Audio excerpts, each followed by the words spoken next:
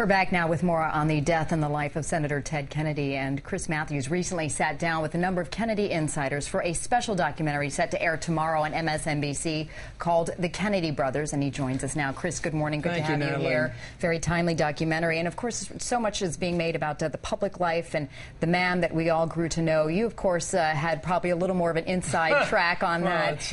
And he touched a lot of people's lives, not just so much on the political level, but on the personal level. And I'm wondering what stories you may have to share, some of the moments that you're reflecting on today. Well, whatever your politics, I think he's a unique guy in the sense that with all his flaws, and he had them, he was able to think about other people's problems. I mean, I think that's very hard to do, to think about it. I hear that this guy's sick. I better give him a call. And one time I was just like Wilford Brimley in that commercial, I'm a type 2 diabetic, and he called me, and it was funny because he called me right after I had an attack of hypoglycemia, and I was almost going into a coma. And there he is calling me up, and my son's girlfriend was making me some meal, you know, quickly give me some food.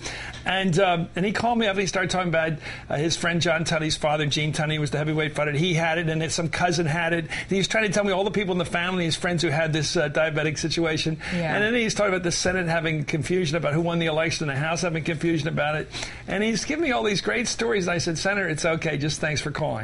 Yeah. But he just really nice to know in that he had time. that disjointed way of talking sometimes, but he just wanted to express his concern. Yeah, and you know, he is, you know, one of the greatest senators of our time, as we heard President Obama say in his statement today.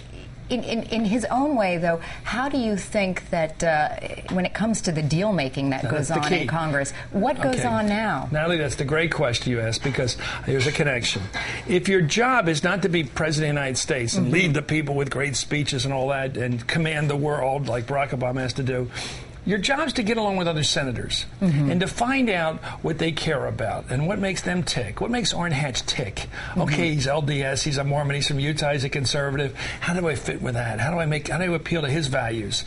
You have to deal with Chris Dodd. How do I get him? He's got a situation in Connecticut he needs help with. And he knew how to cross the party lines. Right, he would find the person, and compassion comes in here as a very interesting political advantage. If you're truly compassionate and figure out the other person and what their problems are, you know how to work with them. If you're just oblivious to everybody else and think only about yourself, you don't know how to be a legislator. So ironically, a guy who was seen as maybe selfish or, you know, in fact, almost out of hand at times in his life, in his private life, was really good at knowing other people's situation and caring about them, and therefore able to cut deals with them. It's so interesting how that overlaid. Yeah, and you wonder what's going to happen now. Of course, health care reform was Senator Kennedy's big cause, and of course now President Obama has taken on that torch. How do you expect that without Senator Kennedy there to help in that process, move it forward? How do you think this happens? So much of our life is benefiting from our mistakes. Ted Kennedy cheated in college on a Spanish exam. He got thrown out of Harvard. He went in the military and served as an enlisted man. That helped him understand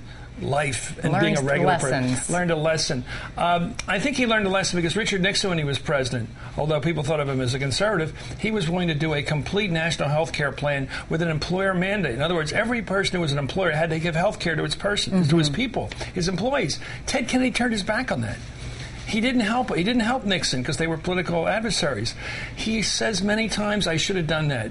I think right now it's a time for a deal. I'm not a politician. I'm an observer of politics, a student of it. But I think there's time right now is to cut the diamond. A smart leader, the president's going to have to do it, cut the deal on Capitol Hill that gets what they can. And your documentary tomorrow night focuses on the Kennedy brothers. The brothers. And I'm wondering how much of the tragedy of losing his three brothers early on in life really it compelled him to carry that torch. In fact, in quoting, I quoted just a bit ago, the eulogy for Robert Kennedy. He said, "Some men see things as they are and say why. I dream things that never were and say why not." How did that compel him as the people's senator? Well, he really was in love, and really he loved his brother Bobby, and they were so close. And in many ways, he helped to elevate Bobby's record. And we talk about it. In the same way Bobby built up Jack's legacy afterwards when he was killed, Teddy built up Bobby's legacy. And, of course, Barack Obama's going to have to play a role now in talking about Teddy. He may speak at the funeral for all we know.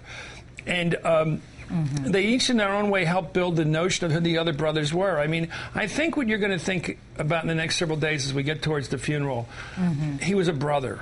That's the word that's going to come out. You're going to see a lot of pictures of Teddy with his brothers and sisters. And when his brothers fell, he carried on. And I think to imagine only having pictures of your brothers when they were young, because they were only young. They were never old. There was never a gray hair in Jack's head or in Bobby's, whereas Teddy lived to be 77. And by the way, Teddy avoided the violence that struck down his brothers. Most of his life he was haunted by that. I mean, really haunted, chased by that. And he did manage to survive that. Well, Chris Matthews, I'm so looking forward to this special tomorrow maybe tonight. night. Who knows when they're going to run it, but it's coming up soon. All right. The Kennedy brothers, again, that special hour-long documentary premieres tomorrow night on MSNBC.